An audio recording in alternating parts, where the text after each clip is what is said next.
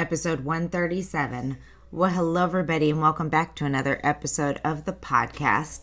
Today's episode is actually very inspirational. It's about my friend Sharissa's relatively new company called Project Seed Money. It's a nonprofit organization to fund women writers with a monthly grant of $1,500. And Sharissa started this because she really wanted to lift up women's voices and knew that the expense of publishing could prohibit many people from moving forward. So you'll hear all about Project Seed Money and why Sharissa started it and how you can apply throughout this episode. So enjoy the show. Welcome to the podcast, a place where you can come to get inspiration, motivation, help, encouragement, and support in your journey to write, publish, and sell your book. Hosted by Alexa Bigwharf.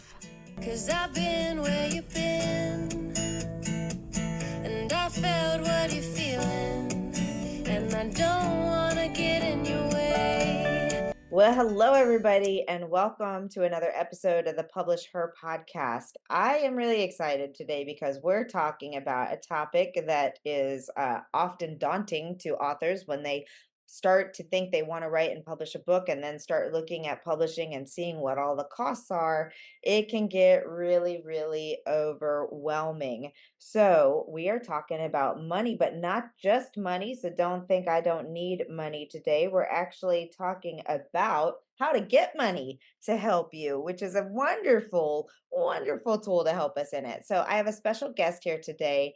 And I'm going to tell you a little bit about Sharissa Bradley. She's the co-owner of Project Seed Money, helping to fund women's writing dreams. While running her publishing house, 52 Press, she learned the hard way how much it costs to publish books. In order to help fellow creatives, she started Project Seed Money with her partner Wendy to help offset the costs involved with writing and help get funding into underrepresented communities.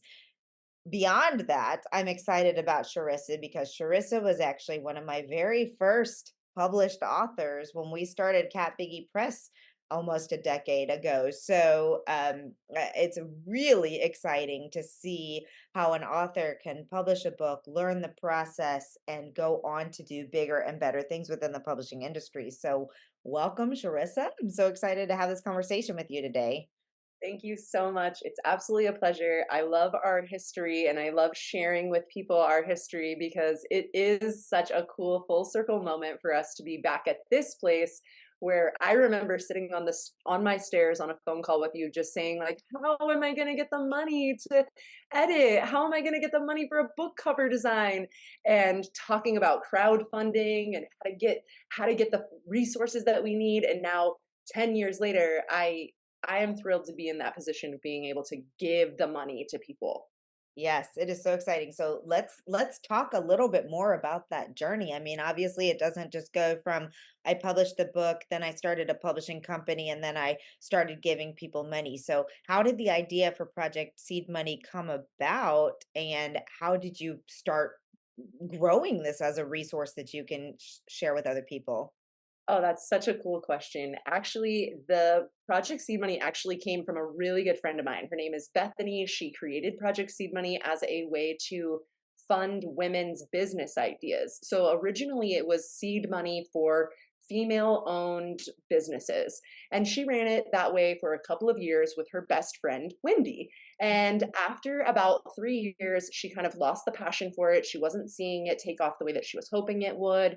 And she reached out to me and asked if I was wanting to take it over and kind of turn it into something a little bit different. She actually asked if I knew anybody who would want to take it. And when I read that message, do you know anybody? I wrote back immediately, like, you know, the only person who would want to take this is me. Like, why would you give it to anyone else? And I contacted Wendy and she agreed to stay on, and we re-marketed it, re-niched it as a place for women authors to come, and specifically those who are writing their own personal stories. So memoirs or like the lessons that they've learned in their life. And like you said, I started as an author almost 10 years ago with I mean, no money to do it. No, I didn't think it was gonna take any money to do it, right? And then I had to build up the capital myself. I did ask friends and family to help support me, and it my first book cost like $10,000 to write and to publish, like $10,000. And people think like, "Oh, it's, like, oh, you can write for free." There's tons of Amazon tutorials on publish your book for free, but those books aren't exactly coming out like as bestsellers or Right. New York Times. They're not polished or pretty or well edited. I think Right. editing is kind of like the most expensive part. Right. Um, and that is actually what gave me the passion to create this like funding for women, because I didn't want that stopping place. I didn't want that, oh, I'm so passionate, I'm so creative, I'm so excited, but I have no money to do it. And that's so Right. common with creatives. We Yes. don't know what the money's going to come from. Yeah, it's so true. And to your point, this is actually a battle as a hybrid publisher that I deal with all the time and working with self-published authors. There are so many people saying you should never have to pay anybody to publish your book. You should never have to pay for publishing services. Well, the truth is, like you said, you can absolutely do it by yourself. You can use pro writing aid and self-edit your book, which will get you to a certain level, but not all the levels. You can design your own cover on Canva. You can use the tools that they have on KDP to format your book. But generally, when you take those shortcuts, what results is an unprofessional book, a book with a lot of problems, and a book that doesn't sell. So it doesn't make any And then you've also damaged your credibility because you've published this book, you've marketed it, people are buying it, and then the next time you publish a book, people are like, you know what? I took a chance on this author last time and their book was a hot mess. I'm not going to buy another book. Or you have scathing reviews or other things. So to me, it doesn't make any sense to try and do it that way. When at the end of the day, yes, to your point, it can easily cost between five to $10,000 to do a book. You can do some shortcuts that are still good shortcuts, but the editing, especially if you're a first time author, should never be skipped. And to your point on memoirs, they're so hard to write because they span this weird place that's somewhere between nonfiction and fiction. The story's true. It's a nonfiction story, but the writing is very much like a novel in many cases. So if it's done well, reads like a novel, right? So to do that, that's character development. That's really, really spending time developing the craft. And that doesn't just happen overnight. So developmental editing, lots of rounds of editing, it's important. So I'm glad that you brought that point up because yes, you can try to do it for free. You can try to go traditional, but even to go traditional, you have to be presenting a manuscript that's darn near perfect for them when you submit to get an agent to pick it up. So there's a lot of pieces in there. And I love that you have it focused at the writing expenses. It doesn't say, and it's $1,500 a month, or you give Yeah, away we're giving $1,500 a month to one person, or one person can get $1,500 for recurring months. just one a month at one time. Yeah, you're submitting a grant application, you're asking, it's actually a grant process, so you're up against other people who are writing, grant proposals as well. However, we are a little different in the fact that a lot of grants that you're writing to are up against thousands of people, which brings together a pool of money that is able to be given out. We keep we just keep it to 40 applications. So Okay. there's never more than 40 people a month that you're kind of going against, but it really is more like a supportive, collaborative community where the women who are applying for the grant are also in support of other women authors. And if Yeah. you don't get chosen that time, the grant application is $35. You're then contributing that $35 to whoever the winner is. And I think that feels really good too. Just even if it isn't you that month, that person who does win, that community collaboration coming together to like help fund the women. I mean, it's just kind of beautiful.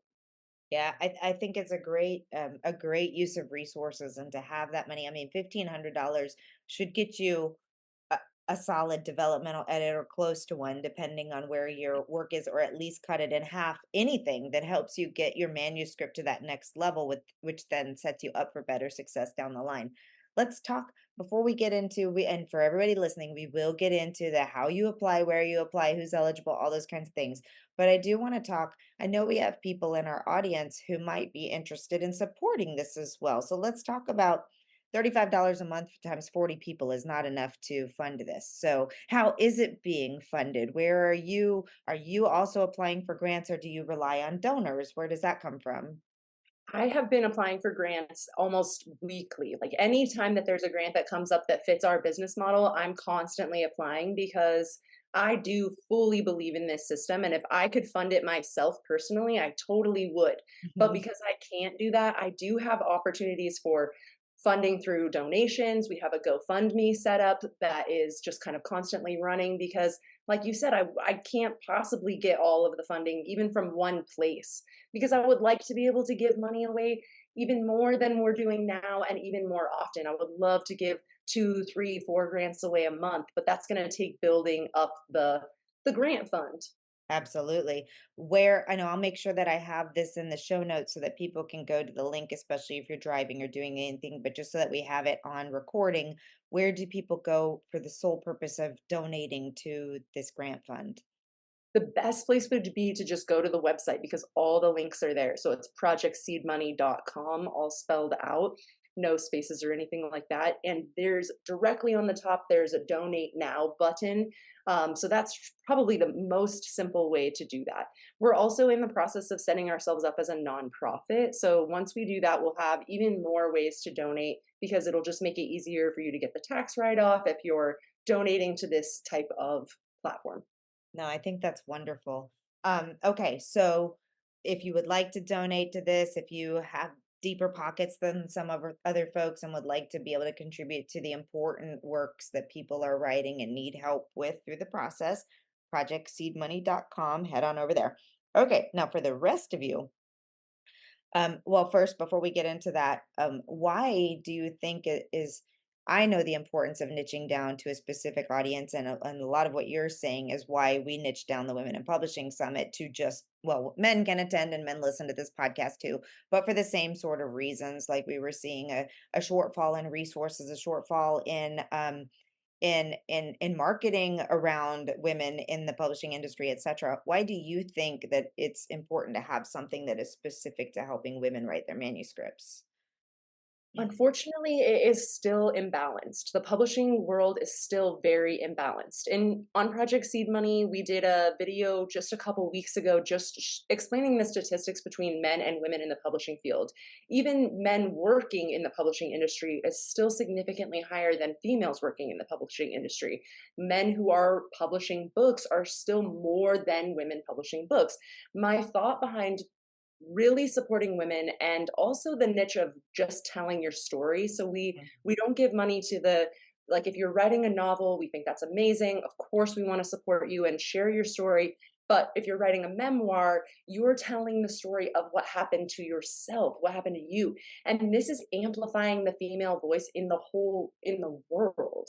Even things that are happening like with the wars and genocides that are currently happening in the world as we speak now, I'm looking into those communities for the women to tell their sides of the story and come out and say, like, this is what's going on from my perspective. I really truly feel that that's how we learn the best. We learn through storytelling. We already know that. There's tons of research that tells us we learn through storytelling. But more than anything, we learn from hearing other people's version of their story. So that's really my whole concept behind Project Seed Money is just let's amplify as many female voices as we can. The opportunities are still, even as we've worked so hard, even from the early 1950s, women really pushing themselves into society, we're still behind. We're still at a discrepancy. And so we really want to get the money into the women's hands. When I talk about this in the videos, I even say things like, take a week off of work and use that $1,500 as your week's income so that you can sit and write or sit and do that process of whatever it is. If you're formatting, if you're doing these things yourself, then take the money and take a week off of work so that you can afford to tell your story. This is another part that we really don't share much is Yeah. there's so much responsibility that falls onto the women's shoulders. We can't afford to take the time to share our story. And I don't think that's fair. I would like to really push into the world more time. I wish we could give ourselves more time. We can't. But if I give you the money to take the time, that is even something that I encourage people. You don't necessarily have to use this money on like giving it to an editor or giving it to a formatter or giving it to a book cover designer. You can use this money to sit your butt in a chair and write as much as you possibly can in the time that you can afford. So that it really is a lot of these like little teeny details that we just don't think about that fall on women's shoulders that is the reason that we can't get our stories out. It's Yeah. the all these little reasons we can't talk about things. We can't share what we need to share. So it's Project Seed Money is really to give the opportunity. We want to give you the platform. We want to give women this like, here is your place, and we will make it a spotlight on you. I love that so much. And we're going to talk about that in a second. But I want to say that I actually think about this a lot because, as you know, with my story, like I didn't write a memoir, but I did write a nonfiction book that's similar to a memoir, right? Because it had all of our stories of grieving mothers in it. But Sunshine After the Storm, a survival guide for the grieving mother. That was the first book. And when I think back to if I think to where we are now, like how many women who have lost a pregnancy, infant, or child that this book has helped in the journey. Like memoirs have the power of helping people heal through seeing their story reflected or the growth of the author or what happened or learning or all of those things. But I think back to when I started that book, I mean, I had three children, ages 6 and under. We were living on a single income. We had hospital bills, medical bills from what happened with our twin daughters. We had all of these things happening. And I did a small crowd. I think I did a GoFundMe or a Kickstarter or something to bring in a little bit of money. It was about $1,200, so in about the same price range. That made a massive difference for me to be able to afford some of the things to bring that book into the world.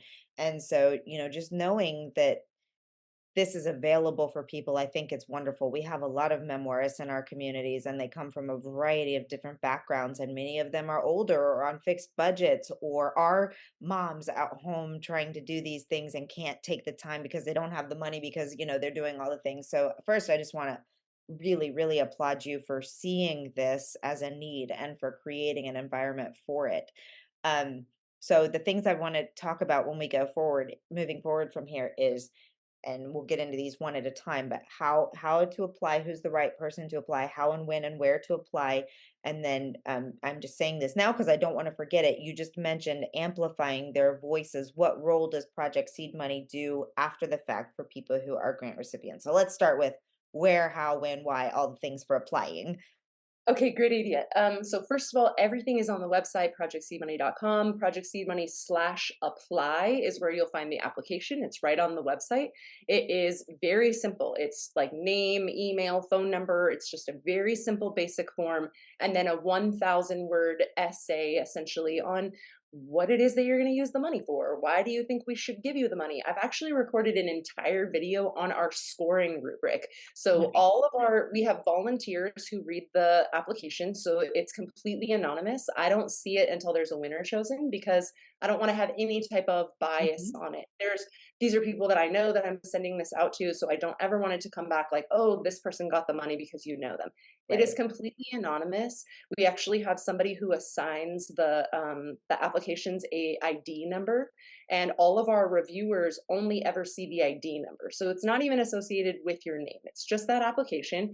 And there is an entire video, an entire blog that shows the exact scoring rubric that our reviewers use. And you get a score from 1 to 5 in each category. It is very simple. The highest score of the rubric is the winner. So I do an entire video on Project Seed Money YouTube channel. You can also find that on the website that walks through individually the sections, what we're looking for, and what the essays are being graded on. So there's no secrets. Go look on the website and see exactly what it is that we are looking for in that essay, and then you have like the best chance possible. There's no again, no secrets, right? We are only funding if you identify as female. So you can have been something else at some point in your life. You're identifying as a female now, and that is who we are looking for. We are send if you are currently writing your memoir.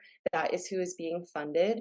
And the money can be used for any range of things. It does not have any kind of specific requirements. It doesn't have to be, these are your publishing fees. It doesn't have to be anything specific.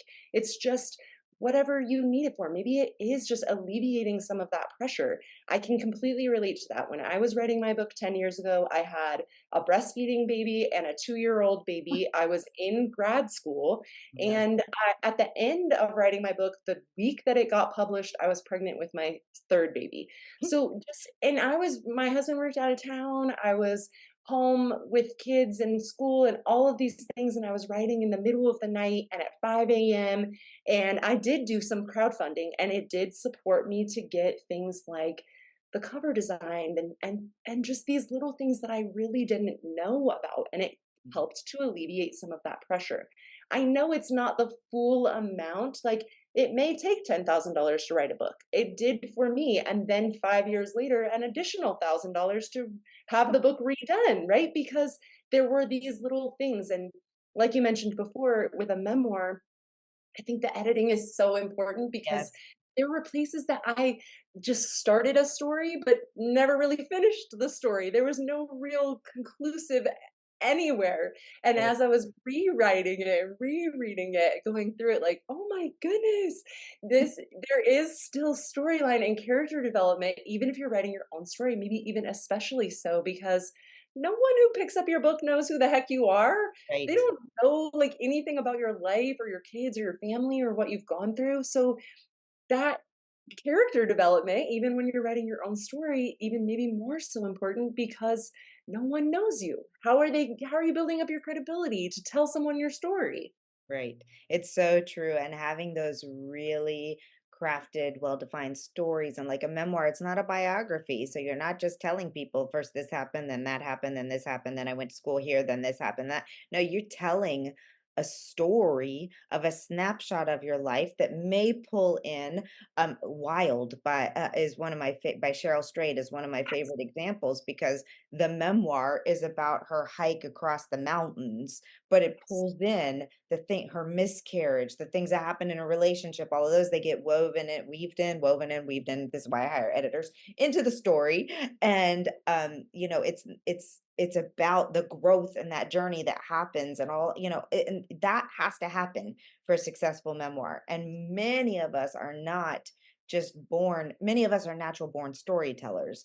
Many of us are not just naturally gifted storytellers in a book where, well, maybe naturally gifted is the right, but like the development of it, they still need. I remember somebody saying even Stephen King still uses an editor, right? You never outgrow an editor, and Yes. especially on your first one, and especially in the competitive marketplace of memoirs. It's one of the most competitive marketplaces on in the industry.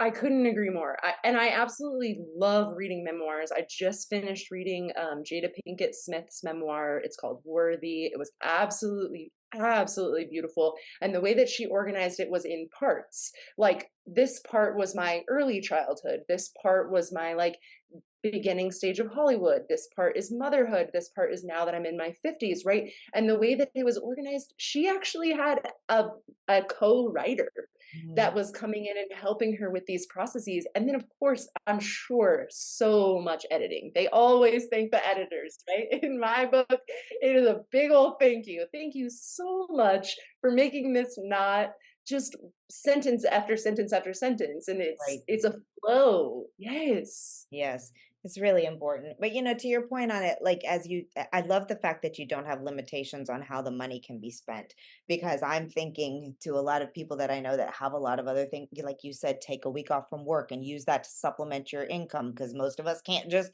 take a week unpaid off of work. For me, it would have been amazing to have the money to have childcare for a whole week or childcare one day a week for 2 months or whatever it was that I would have that one day a week or whatever to work on it. So I really love that it's you don't have because with a lot of grants you have to fill out a plan of exactly when you're going to spend the money and then you have to fill out a report that says here's where I spent the money and here's my receipts. So I think that's beautiful. Now, one of the other things you mentioned was amplifying the voices. So once someone becomes an award recipient through Project Seed Money, do you follow up? Do you see what's happening through the process? Are they marketed at all through your program? What happens after? That's so beautiful. Yes, absolutely. We will do anything that our authors will allow us to. Come on, be on an interview with us on our YouTube channel. We're constantly interviewing female authors to help encourage other female authors to tell their story. We're also working on a sponsorship page. So if you are a grant recipient and you're currently working on a book, we would love to do like a little profile of you. And then we can even set up a little donate button where people can donate directly to you and directly to the book and the cause. Like maybe that's a Venmo link, maybe that's a PayPal link. That's totally just going to you to from our people who are watching us, our viewers, and in support of our authors. We're constantly trying to just show the people like this is what can be, this is what can happen. So interviews, Instagram, social media channel promotion, as well as putting you on our website as someone who has been a grant recipient, or even that sponsorship page, so we can help get more people into that direction. I have found for myself that the best way to sell a book is to have an audience to sell to, right? I didn't know that from the beginning. You actually have to start building your audience, start telling people that you're writing a book way, way in advance, maybe even a year, to start building that audience up. So we will be sending more people your way by tagging, by adding blogs, things that will help to direct traffic to build that audience that you need in order to sell a book. I mean, if you're what I did was I wrote a book and then I published a book and I never didn't tell anybody. And then I started building an audience. And then I started talking to people about my book way after the fact. So my sales were abysmal. My launch was abysmal. And I learned that in order to get on, like my thought is like, what is the New York Times bestseller list? You have to sell 5,000 books in the first week. Do you have an audience of 5,000 people to sell? At a minimum, and that's across 3 platforms. So, like, it's very, very, very, very, very difficult and unrealistic for most indie authors to. Oh, 100%, 100%. But if we can do our very best to build that audience and help build support and help to build the credibility, and coming on something like an interview with my YouTube channel or these types of podcasts where you can start building that audience, just having a link of your Instagram handle at the bottom of someone else's page brings new Yep, people. So absolutely, we're amplifying voices through as much support as we possibly can, and by sharing the names, by sharing the information. And we want to share your story. So if you're writing a book, we would love to share about that story. Come and interview, come and do some Instagram lives with us and talk about it. The more we get comfortable talking about the content of our book, the easier it's going to be to absolutely. got it, sell it, right? It's hard. And especially with memoirs, I think for me, the most challenging part was someone telling me part of my story back, even when it was changing them in a positive way. Mm. It still triggered me or hurt me or like made me feel like, ooh, that's like my secret stuff. Like I don't know that I want you telling me that. So we have to get comfortable in those uncomfortable places of telling our truth and telling our story, especially as memoirists. So when we do just even these little interviews, come on the podcast, come on the YouTube channel, then we are getting more comfortable with it. We are amplifying our own voice and getting that ability to share. And the beautiful thing is because you have a niche down audience to memoirists, the people that are coming to you are interested in this. You're not competing against children's picture book authors and fiction authors and cookbook authors. It's all people interested in this. And as you well know, even for those of you who are submitting to publishers, having a publisher does not bridge this gap for you. The publisher places it, the publisher makes it ready to go into production and gets it placed in all the right places, but the author still has to build that audience unless you're publishing with like Simon and Schuster, then that's a little bit of a different situation, but you But still even have still, you have to show up. Even that. still, you have to show up at the book readings. Even still, you Exactly. have to show up in your like this science woman that I follow now. She's like so sweet, and she's a children's science teacher, and she's been publishing books for 9 years. This was her very first one on the New York Times bestseller list, like very first time this has ever happened to her. She's been on Netflix. She has her own science show on Netflix. Wow. She's I think like over 40,000 people on Instagram, and she's on there every single day. Here's an experiment you can try with your kids. Let me show you this experiment you can try with your kids. Yep. Like even the people who are getting Penguin Random House, Simon and Schuster, Hay House, even those people with an agent, you still have to show up every single day. They want to see who you are. Even Stephen King, before he was Stephen King, you got to show people. Right, exactly. Well, this is such an exciting opportunity, and I hope that people will head over to projectseedmoney.com and check it out, whether you want to be a donor, whether you want to apply. Oh, on the application, I did have one other question. So, if you don't get accepted, can you reapply? And do you Absolutely. provide feedback on applications that might help people understand where they can improve? That might be a Absolutely. lot of work. Well, we do have the rubric, like I was saying. Right. So if the author who was applying for the grant wanted to reapply for the grant the following month, our review committee stays the same. So whatever the review committee is looking for, that's going to remain the same. You can continue to reapply, but absolutely I would make adjustments, study the rubric. It's 5 different sections with a score of 1 to 5 in each section. The last section is just simply like grammar and spelling. Are your sentences the type of sentences that our reviewers can see being put in a book? Plan that you're writing an application to be an author. So we want to see that that shows up in your application as well. So being really, really polished, there's an additional 5 points just for grammar, spelling, sentence Wow. structure, things like that. Yeah, because if it's going to be a book, you got to Yeah. prove a little bit that you can write a book. I agree with you 100%. There is no point in giving $1,500 to somebody that you have zero confidence in can write well. Absolutely, absolutely. And we would really love to be able to support our grant recipients as authors. So it would really be helpful for us, not that it is a requirement, but if you're writing a book that you do plan to publish and that you do have a publication date, maybe you are working with someone or you are planning to self publish, but you have that date set. And then that way, later when the book comes out, we can interview you again and say, awesome, yay, congratulations. What did you use the money for? How did it help support you? Things like that. If you are, back to your question though, if you are reapplying for the grant again and again, it would be really beneficial to study that rubric, make sure that you're getting yourself the highest score in each category, maybe even printing out the rubric, giving it to your friends and family and saying, what would you give me on this out of these Mhm. categories? Maybe somebody you don't know so that they don't give you like that the sugar coated answer, because you're competing against 40 other people, 40 other women in the same category who are also writing their own stories. So Right. I absolutely would recommend, if you do want to reapply, it's 100% allowed. It goes every single month, but our review committee doesn't change. It is possible you'd get a different reviewer. There's 10 people on the review committee. They each get 4 applications. It's very possible that you would get placed with a different reviewer, again, because of that code system. We don't know who's going where. Right. So you may get a higher score just based on that person's feeling that they get on your essay response, but it is super, super specific. So I definitely encourage going and looking at that rubric and just seeing like in each category, because we do ask, what are you going to be spending the money on? What is this going to be helping you for? What are your plans? Now, not that we have any requirements for it, but I can pretty much guarantee our review committee is going to be picking people who are actually on the writing journey. Absolutely. And that makes a lot of sense. I mean, you have limited funds, you want to make sure that it's going for the right thing.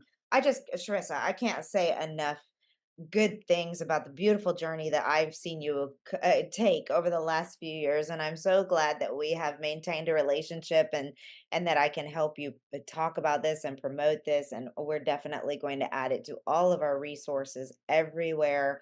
Would love to feature it in front of the Women in Publishing Summit each year as well, because this is important, and for me it's really important that people do high quality work when they're producing books, and that means spending money, and not everybody has the resources to do that. So I love the fact, I hope we can get you a lot of donors so we can help a lot of people.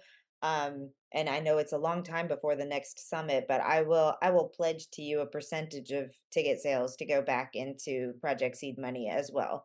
So we will support you any way that we can. So thank you so much for all of this.